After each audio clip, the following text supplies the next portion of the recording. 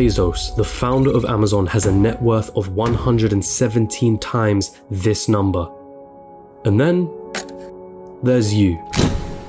You're probably working a job right now, one that you got from the degree that you studied for in university. You probably don't have much in savings, your living expenses seem ridiculously high, you feel as though you're not paid enough, you have credit card debt that needs taken care of. Maybe you're a student, studying for a degree that you hope can land you a job that you hope can bring in some good money. You probably don't have any savings, only a pesky student debt hanging above your head. Wealth? Getting rich? That all seems like a distant dream. How did they do it, you ask yourself? Seeing all those millionaires, billionaires, especially the ones who got there at such a young age, it baffles you, it makes you angry. They got lucky, they were born into wealth, they cheated their way to the top. That money doesn't make them happy. Money is evil anyway. I'm not smart enough, I'm just unlucky. Those dreams you had of buying that mansion, your favorite sports car, paying off your mortgage, traveling around the world, they'll forever remain that way. Just dreams, nothing more. Nothing less. You come to the harsh realization, it's a rigged game. It's been a rigged game from the start. And you're on the losing side of it. But what if I told you you were wrong? What if there was a way of getting there? An actual equation to wealth, a science behind the way money works. What if you didn't have to abandon those dreams of paying off your parents' mortgage or traveling around the world? Would you call me a liar for saying so? I promise that I'm not, and by the end of this video you'll understand. There's a side to the coin that you're not being shown. But I warn you, the road is tough. It's filled with struggle. It's filled with ups and downs. It will mean swallowing some difficult truths that the school system and society haven't told you yet. And let me be clear, there are many of you who will not make it to the end of this road. But for those of you that do, at the end of this road lies wealth beyond what you thought you could attain. At the end of that road lies the freedom of never having to worry about money again. So, are you with me? What do you really think about money? Is it something you work for? Is it earned or is it inherited? Is it the root cause of all evil?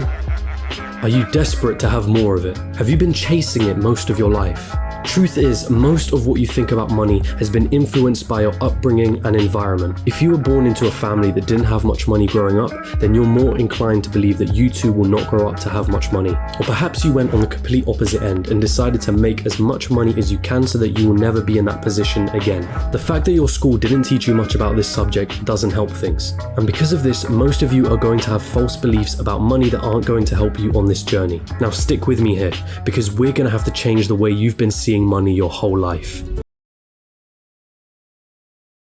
A recent report released by WealthX showed that of the world's ultra-wealthy, those that had a net worth of 30 million or more, 68% of them were self-made. And it seems like every other study backs up this conclusion. Warren Buffett, self-made billionaire. Howard Schultz, born in poverty. Oprah Winfrey, born in poverty. Jeff Bezos, self-made billionaire. Elon Musk, self-made billionaire. Sarah Blakely, self-made billionaire. What is it that these people know that you don't? Truth is, your equation is all wrong. Here's the two-dimensional equation that you've been taught. Money equals salary earned from a job. Past a certain point, the prospect of getting a job becomes the sole purpose of your education. So what's wrong with that, you ask? I'm gonna assume that if you're watching this, you want to make money, a lot of it, and in as short amount of time as possible. If that is your goal, then this equation for generating money will never get you there. We all have one precious resource, the most important resource of all, and once it's gone, there's no way of getting it back. That resource is time.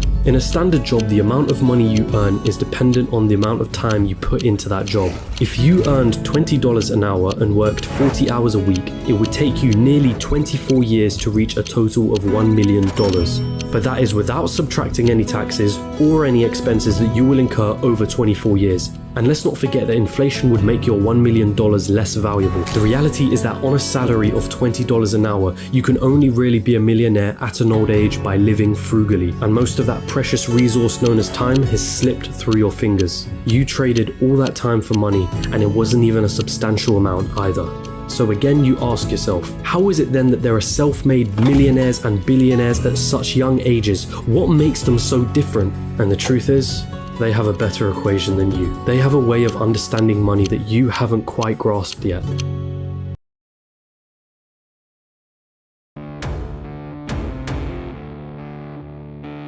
Pay very close attention now. Stop chasing money.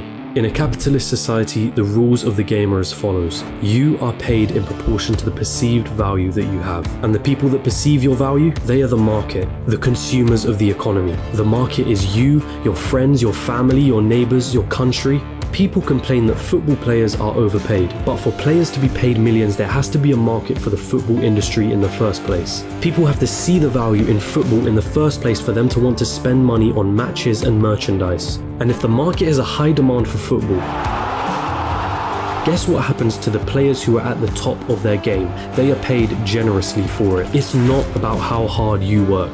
The cleaner that's sweating and tiring himself out every day is paid far less than the accountant sitting behind a desk. Why? Because the market perceives the value of what the cleaner does to be far less than the accountant. As harsh as it may sound, the cleaner can be replaced by anybody. It isn't difficult to learn how to do his job, and therefore the market will not pay him more than the accountant, the guy who spent years studying numbers, the guy who has saved his clients thousands on their taxes. But even so, we just discussed how getting a job isn't the right equation to amassing a great amount of wealth in a shorter period of time. So then how can we increase our perceived value? What is it about people like Elon Musk or Jeff Bezos that makes their perceived value so high? The first step to this equation of wealth is quite simple. If you want money, solve problems. If you take a second to digest this statement, you'll realize that just about all money runs from this basic premise. If it solves a problem, money will be thrown at it. If it's $1 million problem, then the solution will make you millions. If it's $1 billion problem, then the solution will make you billions. Think about all the problems that a site like Amazon solves. The hassle of going to a store, the hassle of having to wait weeks for a delivery, cheaper prices, and so on. Not to mention all the other companies that Amazon owns and the problems that those companies solve. Jeff Bezos helped solve $1 billion problem and was rewarded favorably for doing so. I see what you did. If you've been chasing money, then you've been doing it all wrong. It sounds almost paradoxical, but if you want money, it isn't money that you should be looking for. You should be looking for problems, and more importantly, solutions to those problems. And once you've found that solution, make a business around it.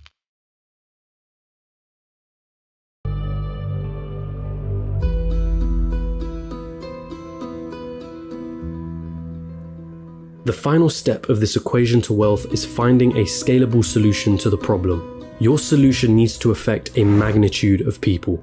Starting a restaurant? That's not scalable. You're constrained to the local area and the footfall of that area. But a franchise? Now that's more scalable. Is your solution a piece of software? Then that means once that software has been built, you can scale it infinitely online without needing to worry about things like production or shipping costs, as it's all done virtually. Good luck finding infinite scale with a job. But be careful. Does your solution require your time to generate money? Let's say you were a yoga teacher that charged $100 per hour. Congratulations, you only made yourself another job disguised as a business. There's only a certain amount of lessons that you can feasibly do in one day, and therefore your income is time-bound. But if you created an online yoga class that ran 24/7 with lessons you only had to create once, now that is scalable. Scaling your solution is critical here, so do not get lost on this point. Automation also plays an important role. Systems and processes will keep your business running like a smooth machine if implemented properly. If there is something in your business that you can outsource to somebody else or hire an employee to do it for you, assuming it financially makes sense for you to do so,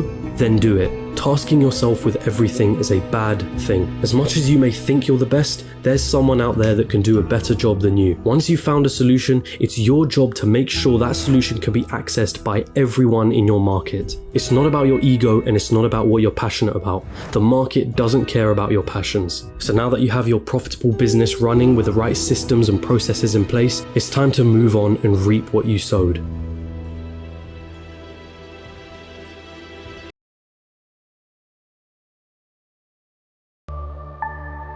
There are two likely paths you're going to face at this point. You either continue your business or cash in and sell it. This is the acquisition, the moment someone buys the solution that you spent years building a business around. This is Instagram being acquired by Facebook for $1 billion. This is PayPal being sold to eBay for $1.5 billion, of which $165 million went straight to Elon Musk's pocket, and the countless other liquidation events that happen across the world. This is where all the effort that you spent into building your company comes to fruition. And if you choose to continue running your business, Well, there's a multitude of reasons for you wanting to do so. Maybe you love the company that you built and want to stick with your baby. Maybe you think you can add more value to the company and sell it down the line for more than it's currently worth. Perhaps that business runs passively in the background, so you don't have to do much to keep the wheels turning. Or maybe it's a combination of these three things. Either way, you did it. You solved a problem that the market wanted solving, and it rewarded you favorably for doing so. And so now I ask you, what was it all for anyway?